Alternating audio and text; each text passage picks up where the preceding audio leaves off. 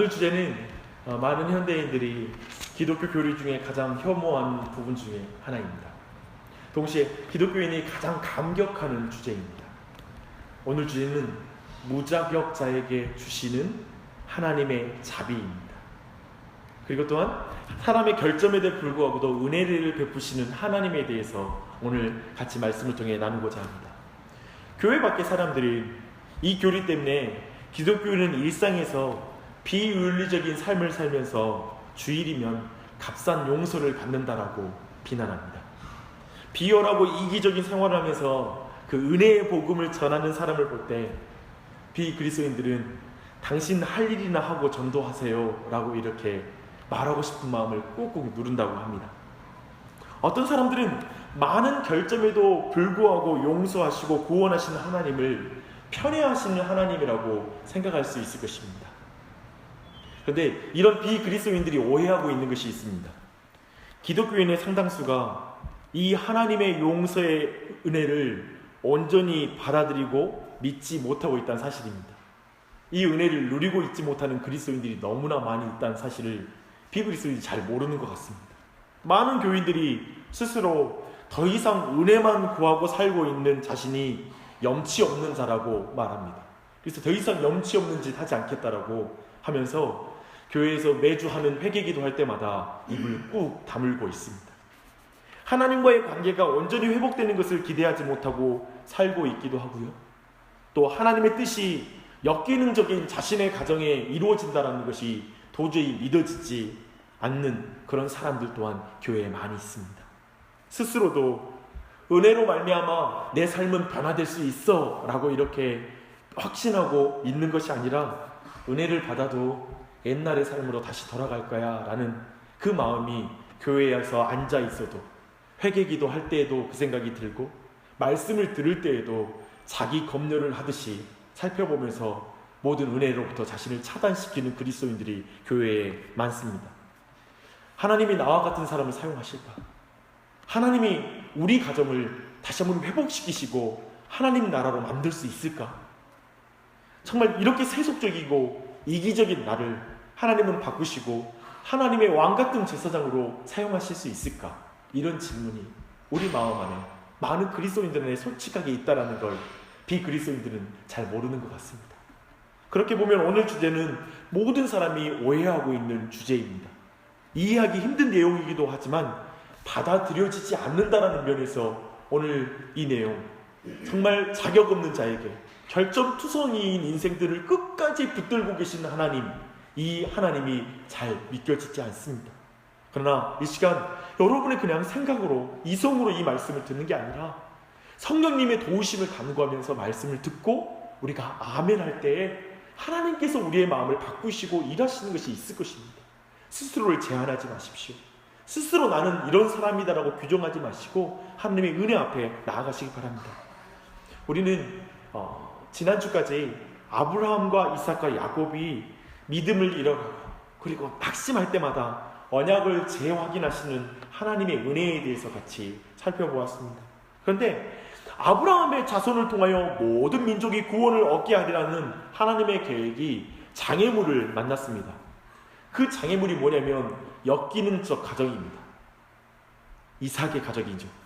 이 역기능적 가정이란 말은 무슨 뜻이냐면 가족의 각 구성원이 각자의 역할을 하지 못하는 가정이란 뜻입니다. 전문 용어로는 콩가루 가족이라고 부릅니다.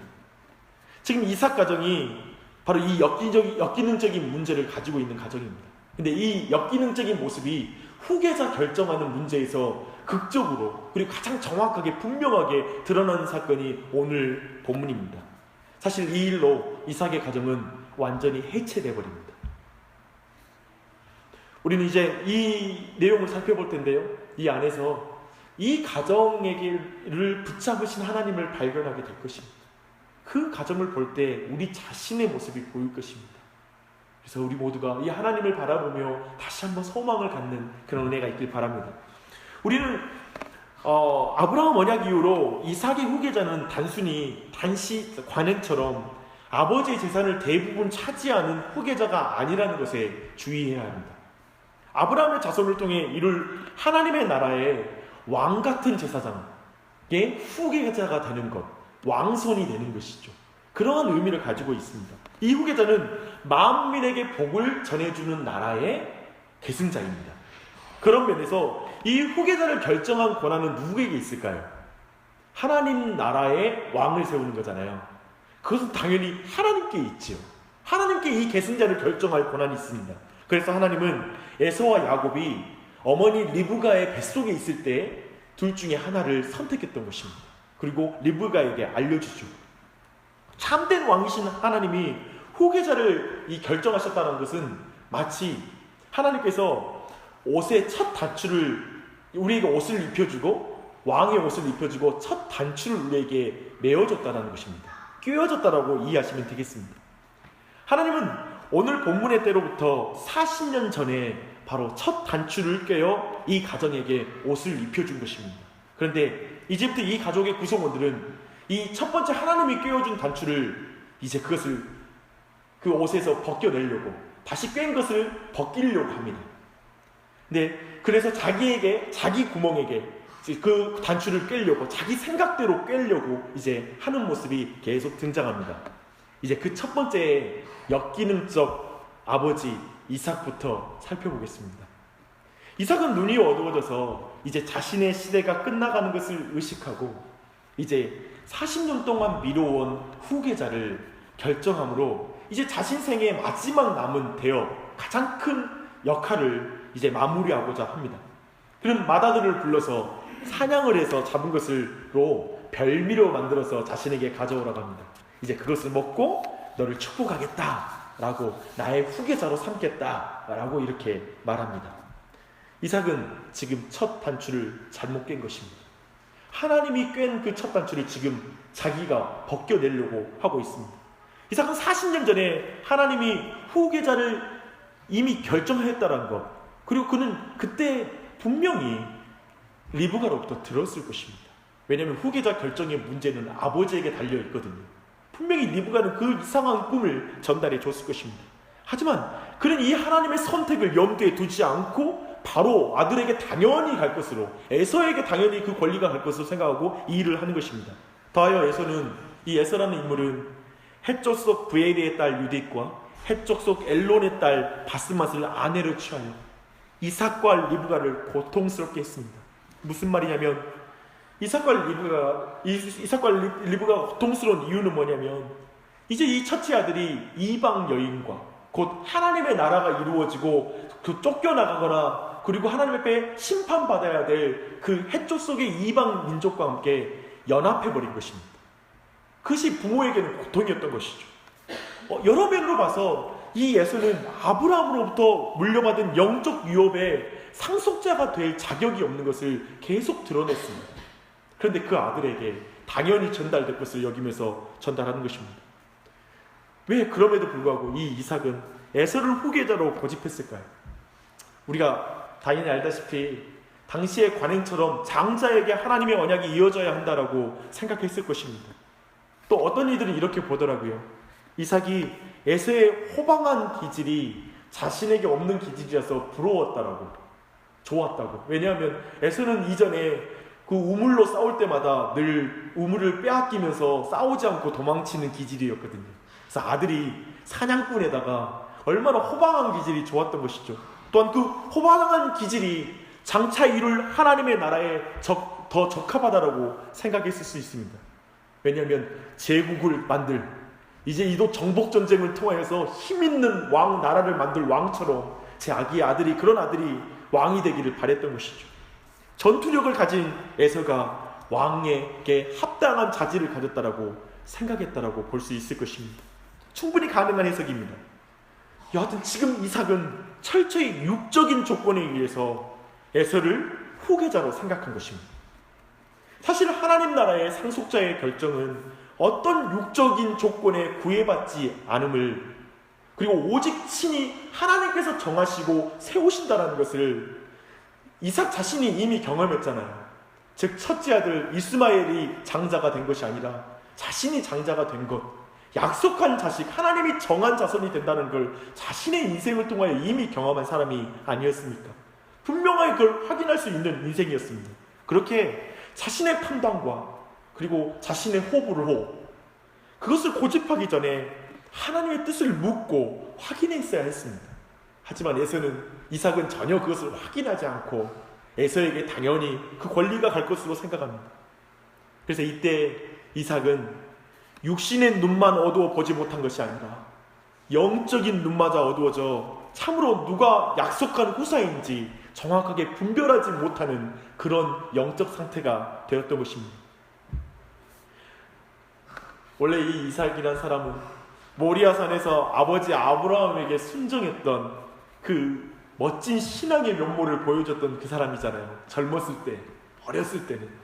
근데 아버지 아브라함은 분명히 나이가 들수록 믿음이 더 좋아졌는데 이 이삭은 나이가 들수록 영적인 데에서 멀어져서 육적인 사람이 되고 신앙으로부터 점점 멀어진 아버지가 된 것입니다.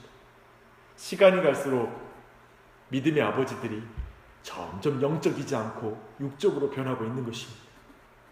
그 가운데 이제 드디어 그렇게 어두워지다가 결정적인 지금 실수를 하는 것입니다.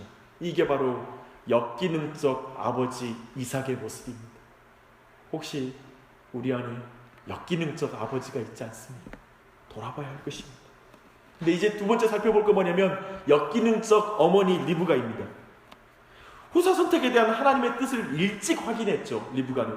그래서 항상 마음에 야곱에 대한 기대감이 있었을 것입니다. 그래서 단지 야곱이 집에서 가까이 자기에게 붙어 있어서 좋아하는 게 아니라 그에게는 이 야곱이 뭔가 하나님의 약속을 이어갈 사람이라는 마음 때문에 가까이 두었을 것입니다. 그리고 언제 이 일이 이루어질지, 언제 이 야곱에게 하나님의 그 유업이 이어질지를 그는 기다리고 있었을 것입니다. 근데 이삭이 호사 문제를 매듭고자 에서에게 하는 말을 듣고 다급한 나머지 신속하게 야곱을 불러 모략을 그에게 말합니다. 야곱을 에서로 변장시켜 눈먼 아버지를 속여서 이제 아버지의 에서가 받을 그 축복을 자신이 가로채자는 그런 계획이죠. 정확히 말하면 이건 눈속임이죠. 근데 이건 눈속임이 아니라 손속임이고 코속임이죠. 그렇죠? 계속 진행된 걸 보면 하여튼 아버지를 속이는 것입니다. 근데 아들의 이야기가 참 재미있어요. 아들은 아버지를 속이는 것에 전혀 거리끼지 않아요. 다만 속이지 못하고 들키는 것이 걱정돼요. 그래서 저주받을 것이 걱정이 돼요. 그래서 한탄 섞인 마음으로 이게 불가능한 이유들을 계속 엄마한테 말해요. 형은 털 사람인데 저는 매끈매끈 하잖아요. 이런 여러 가지 이야기를 하는 것이죠.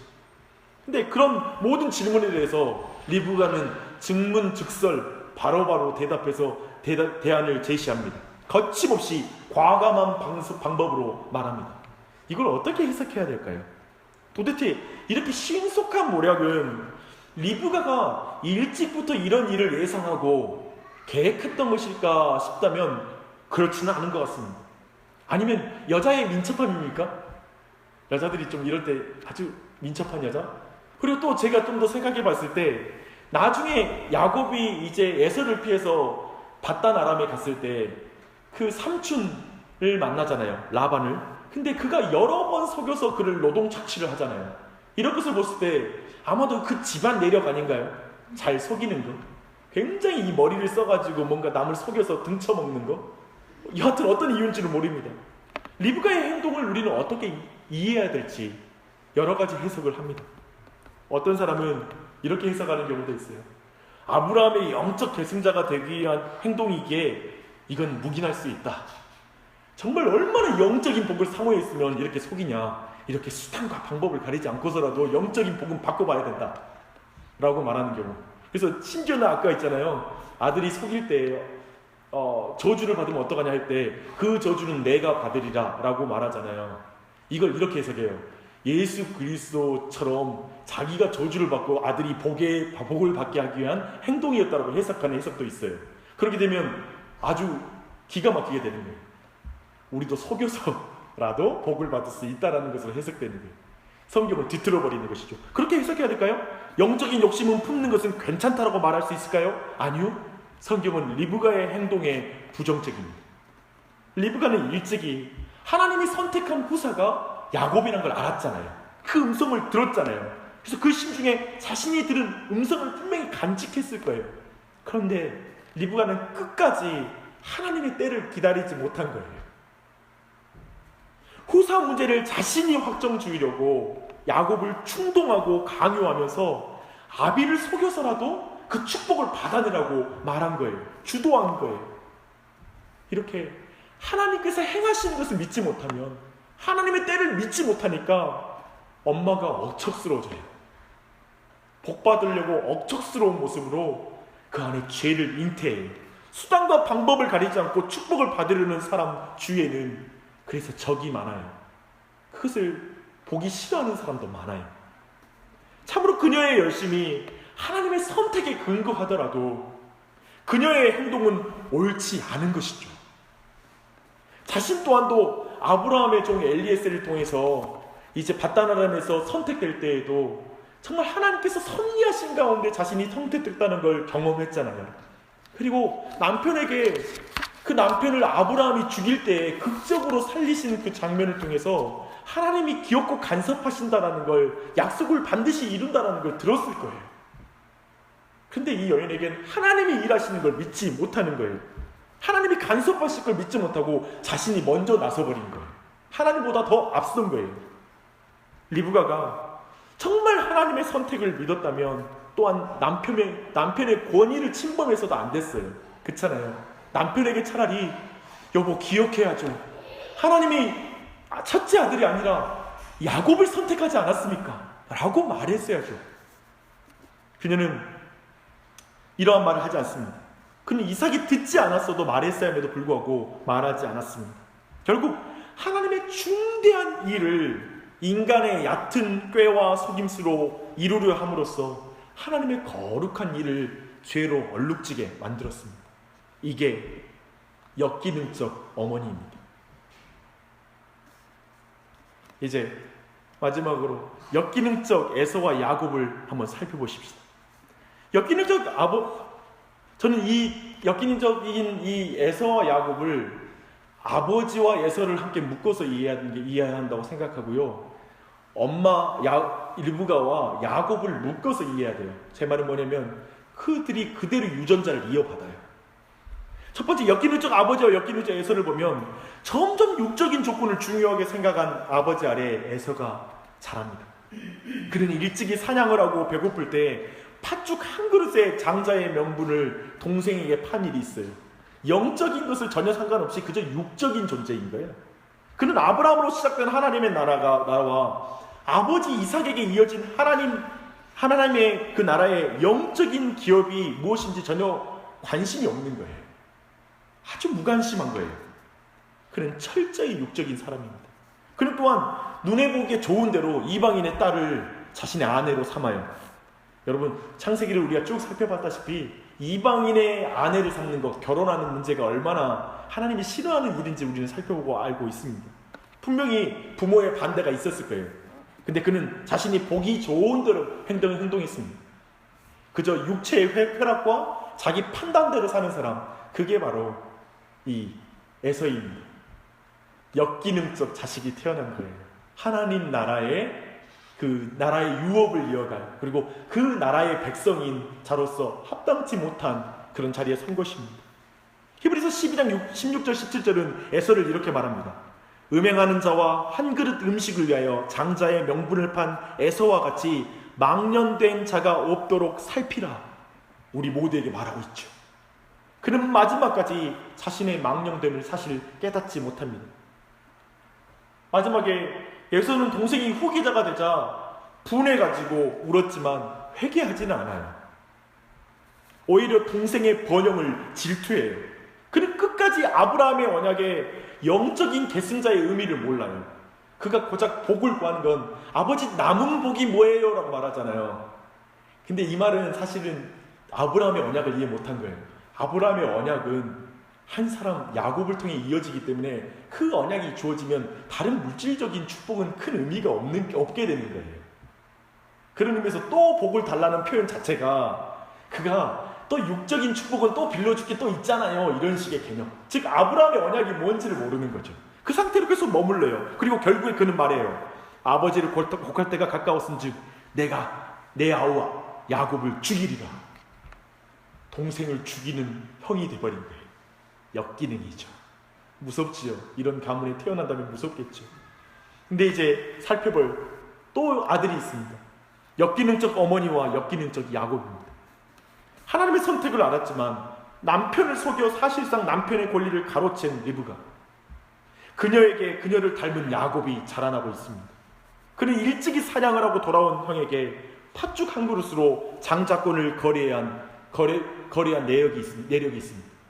하나님의 약속이 이루어질 걸 못하고 속여서 빼앗는 거죠. 일찍부터. 그리고 어머니의 모략을 듣고 아버지와 형을 속이는 것에 양심에 거리낌 없이 그대로 순종해서 행동에 옮깁니다. 그저 들키는 게 두려울 뿐이죠. 하나님의 선택을 받은 자로서 믿음도 없고 영적인 성숙함도 보이지 않아요. 형에 대한 배려라고는 조금도 없어요. 자기만 복받으면 형은 저주받아도 괜찮아요. 형이 어떻든 상관없어. 형을 이기기만 하면 돼. 형보다 더 잘나기만 하면 돼. 그게 그냥 그 마음의 지상 목적이에요. 오직 경쟁과 속임으로 하나님이 주시는 것을 믿지 못하고 남의 것을 빼앗는 것, 그게 도둑질입니다. 십계명에서 도둑질하지 말라의 의미는 뭐냐면 하나님이 주실 것을 믿지 못하고 남의 것을 뺏지 마라는 뜻이에요. 그대로 도둑질을 합니다. 스스로 다 취해야 되는 인생이에요. 이게 야곱입니다. 사랑하는 여러분, 참 우리와 가까이 있지 않을까 싶습니다. 그 내용을 제가 한 가정을, 오늘 현대를 살아가는 한 가정을 여러분에게 좀 소개해 드리려고 합니다. 근데 이 일은 한 아내의 관점에서 이 가정을 소개하는 것입니다. 제가 한번 쭉 정리할 때 각자 자신을 한번 돌아보면서 들어보십시오. 남편은 한때 영적인 체험도 있었고 믿음의 부모님의 아름다운 신앙을 봤습니다. 그때는 정말 하나님의 말씀을 체험했는데 지금은 영적으로 점점 눈이 어두워지고 있습니다. 그는 자녀들이 세상과 버타며 영적으로 타락할 위험이 있는 것이 안타까워하지만 특별한 조치를 취하지도 않습니다. 자녀들이 아브라함의 언약에 따라 복을 흘리는 영적인 제사장이라는 정체성을 크게 의식하지 않는 것 같습니다. 반대로 철저히 육적인 조건으로 자녀들을 평가하고 세상적으로 강한 자녀로 키우고 싶은 욕심이 있습니다. 그래서 그는 자신의 호불호와 판단에 따라 자녀를 키우고 있습니다. 그의 교육에 대한 관심은 어마어마합니다.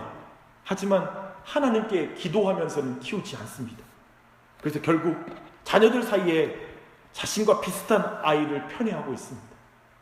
그는 하나님의 말씀이라는 첫 단추를 꿰지 않을 때 부부 사이에 자녀들의 관계에 자신의 생전과 생후에 어떤 비극적인 결론을 내치달을지 아직도 예상하지 못하고 있습니다. 좀 더 가까이 느껴지십니까?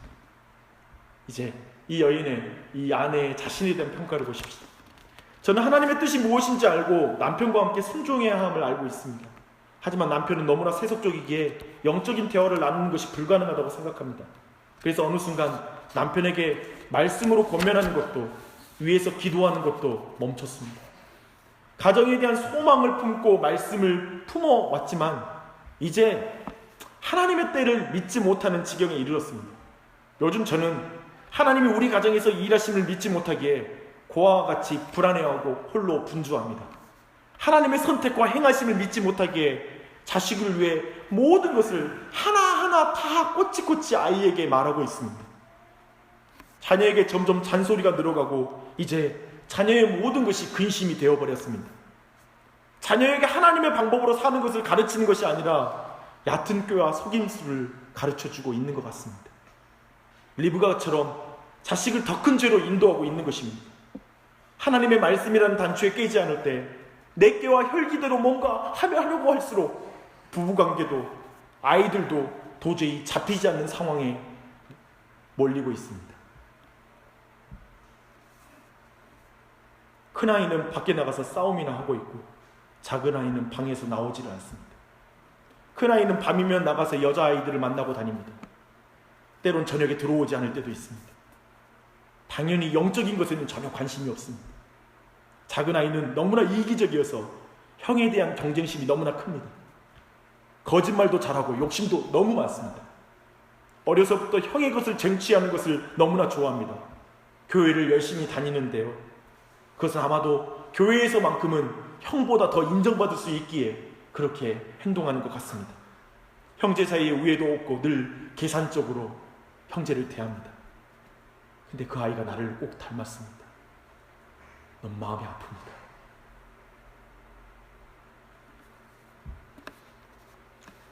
혹시 이 모습이 우리 직장으로도 옮겨서 적용할 수 있을 것입니다. 혹시 이런 가정과 함께 이런 질문을 하는 분 계십니까?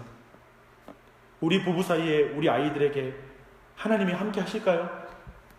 이런 역기능적 가정인데, 역기능 가정인 우리에게 하나님의 말씀이 이루어질까요? 하나님이 우리 가정을 사용하실까요? 하나님이 우리 가정을 포기하지 않는 게 정말인가요? 그냥 듣기 좋으라고 하는 말 아니에요? 정말 뒤틀린 나를 하나님은 포기하지 않고 사랑하고 계세요? 너무 믿겨지지 않아요. 이렇게 묻는 이들에게 하나님은 이삭 가정을 소개하고 있습니다. 이 역기능적 가정 안에 하나님은 언약을 이루고 계시던 사실입니다. 이삭과 리브가를 보십시오. 오늘 본문 다음으로 30절부터 에사가 사냥하고 돌아와 아버지 앞에 나온 것을 봅니다. 그때 이삭은 심히 크게 떨었다라고 말합니다. 왜 심히 떨었을까요? 단지 야곱에게 속은 것이 분해서 떤 것일까요? 그리고 이해되지 않은 것은 이 속았다면 축복을 취소하면 되지 않을까 싶지 않아요? 여러분들, 저는 성경 볼 때 그랬거든요. 뭐 이렇게 심각하지? 취소해버리면 되잖아. 에사가 예골복골 할 때 해도 야곱에게 한 축복을 취소하지 않습니다. 왜 그런 것일까요? 이삭이 이렇게 심히 떨던 것과 또 야곱에게 한 축복을 취소하지 않는 이유는 한 가지 이유 때문에 그렇습니다. 이삭은 에서의 말을 들었을 때 40년 전에 하신 하나님의 선택이 떠올랐을 것입니다. 자신이 하나님의 말씀을 어기고 지금 하나님의 나라의 큰 일을 방해할 뻔했다, 뒤틀리게 할 뻔했다는 걸 깨달은 거예요. 그래서 자신이 하나님의 그 큰 일에 큰 장애물이 될 뻔했다는 것 때문에 그가 크게 놀라고 떠는 것입니다. 자칫하면 하나님의 뜻을 어길 뻔한 자신의 실수를 하나님 앞에서 두려워했던 것입니다. 그때 야곱을 축복한 것을 취소하지 않은 것도 자연스럽게 이해됩니다. 왜냐하면 이건 자신의 실수에도 불구하고 하나님의 뜻이 이루어진 것으로서 지금 이 모든 걸 보게 될 것입니다. 그래서 그는 결코 취소하지 않습니다. 왜냐하면 처음에 하나님이 선택했던 것이 그대로 이루어졌으니까. 자신의 연약함과 어리석음에도 불구하고 하나님의 뜻이 이루어졌다는 걸 생각하고 그는 회개한 것입니다. 그 마음에 크게 돌이킴과 충격이 있었던 것입니다. 그렇기 때문에 그는 취소하지 않습니다. 아마 취소했다면 그건 회개하지 않은 거예요. 하지만 취소하지 않은 것을 통해 그가 회개했다라고 우리는 말할 수가 있는 것입니다. 이삭은 이렇게 두려움 가운데 하나님을 경험했습니다. 마지막에 자신의 악함을 선으로 바꾸시는 하나님을 경험함으로 하나님을 새롭게 경험했을 것입니다. 너무나 오랫동안 영적인 깊은 침체 가운데 있었던 사람, 영적으로 너무나 어두웠던 그에게 인생에 이제 그렇게 마무리되게 하신 것이 아니라 다시 한번 그의 인생이 하나님께로 돌아올 수 있도록 은혜를 베푼 사건이 되었을 것입니다. 그리고 그는 다시 한번 하나님 앞에 마지막 날에 그 두 눈은 멀었지만 그 마음만큼은 하나님께 눈을 뜨는 존재로 다시 서는 기회가 되었을 것입니다.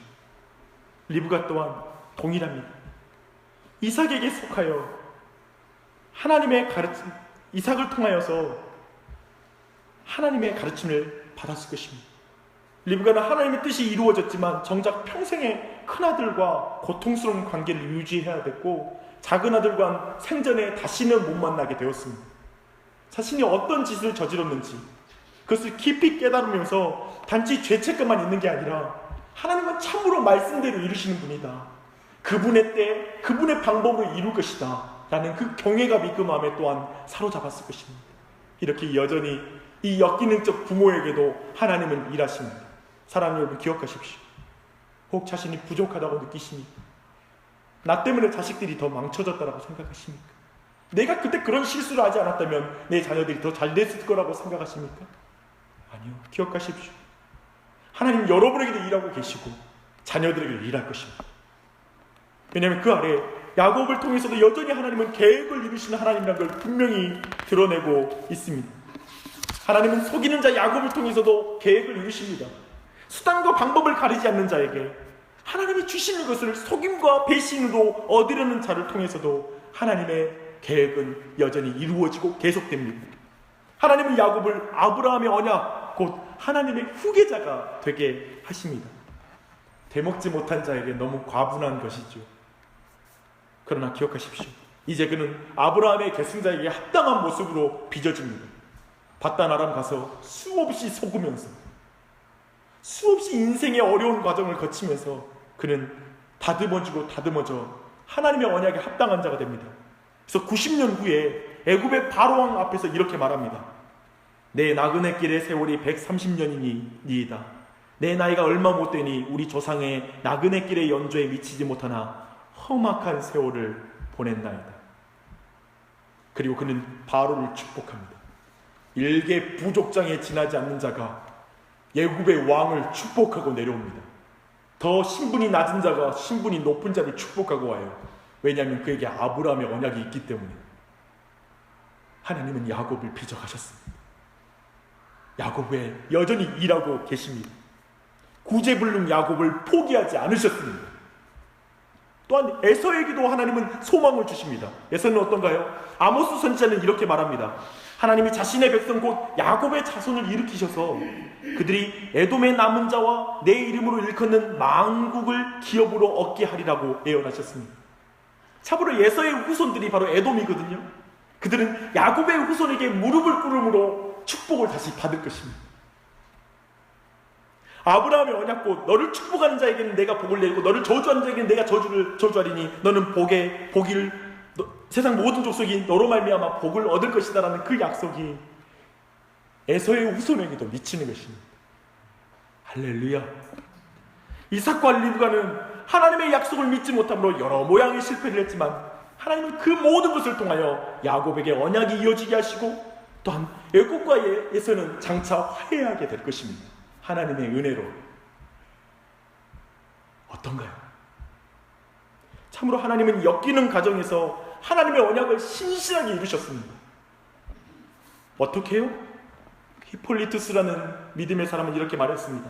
이삭의 축복이 야곱에게서 성취되었다고 믿는다면 착각입니다. 이삭의 축복은 다른 누구도 아닌 하나님의 아들 예수 그리스도 안에서만 성취되었습니다. 하나님의 구원 계획은 야곱의 계보인 예수 그리스도를 통해 이루어지는 것입니다. 결점투성이인 야곱의 자손이신 예수님은 결점이 없으신 분이십니다. 야곱은 축복을 얻고자 속였지만 예수님은 배신을 당함으로 받으심으로 그분이 마땅하여 받아야 될 축복을 우리에게 주시는 분이십니다. 거기에 이삭이 있습니다. 거기에 리브가가 있습니다. 이 복을 받는 자 안에 야곱이 있습니다. 이 복을 받는 자 안에 우리가 있습니다. 우리 가정이 있습니다. 믿으십시오. 이게 믿어지면 믿음이 있는 거예요. 하나님이 복이 있는 거예요. 이게 안 믿어지면 실제로 지금 내 삶에 이 복이 성취되지 못하고 있는 거예요. 믿으십시오.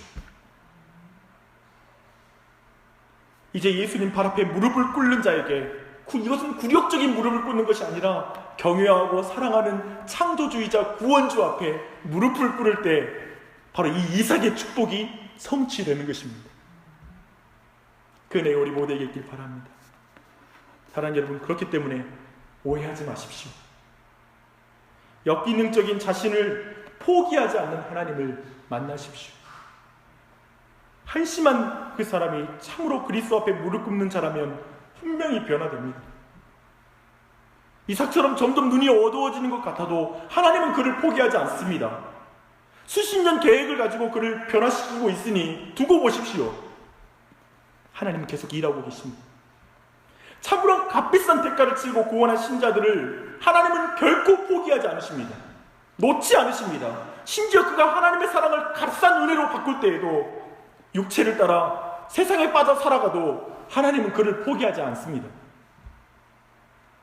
야곱 가정을 포기하지 않지 않았습니까? 그러니 쉽게 자신과 다른 사람을 판단하지 마십시오. 난 은혜 받지 못할 거야. 하나님이 날 버렸을 거야. 우리 가정 소망이 없어 라고 말하지 마십시오. 하나님이 하시면 고치십니다. 쉽게 포기하지 마십시오. 변화되지 않을 것이라고 말하지 마십시오. 하나님이 하시면 합니다. 이걸 여러분에게 꼭 나누고 싶습니다. 하나님 아버지, 오늘도 이 아침에 우리 모두에게 이 역기능적 가정인 이삭의 가정을 통하여 하나님의 은혜가 무엇인지, 하나님의 약속이 무엇인지 배우게 하시니 감사합니다. 은혜 받아도 다시 옛날의 삶으로 돌아갈 거야.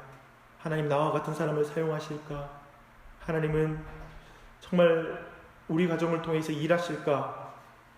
그런 많은 것들이 이제 놓아지고 기도가 나오지 않고 믿어지지 않고, 이제 하나님이 나에게 은혜를 주신다고 해도 너무 부끄럽다고 염치 없다고 나아가지 못하는 자들에게 오늘 야곱을 통하여, 그리고 하나님 이삭을 통하여, 리브가를 통하여, 에서를 통하여 우리에게 말씀해 주시니 감사합니다. 그 약속이 예수 그리스도를 통하여 분명히 우리에게 주어졌기에 우리 중에 누구도 그 약속에서 제외될 수 있는 사람이 없습니다. 그만큼 악한 사람이 없습니다. 안 고쳐질 병이 없고 안 고쳐질 용서받지 못할 죄인도 없습니다. 하나님 아버지, 그러하게 우리 모두가 예수 그리스도 앞에 무릎을 꿇게 해주시옵소서. 우리 방식대로 역기능적인 아버지가 되고 역기능적인 엄마가 돼서 애들 키우는 게 아니라 주님 앞에 이제 다시 돌아와 그런 우리를 위하여 역으로 하늘에서 내려오시고 역으로 복을 위해 우리에게 주시기 위해 스스로 복을 내려놓으신 예수 그리스도를 믿게 해주시고, 그분 안에서 소망을 가지며 다시 한번 부부관계가 회복되게 해주시고 자녀의 관계가 회복되게 해주시고 우리의 모든 삶의 영역이 회복될 수 있도록 역사하여 주시옵소서.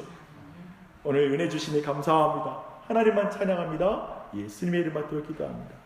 아멘.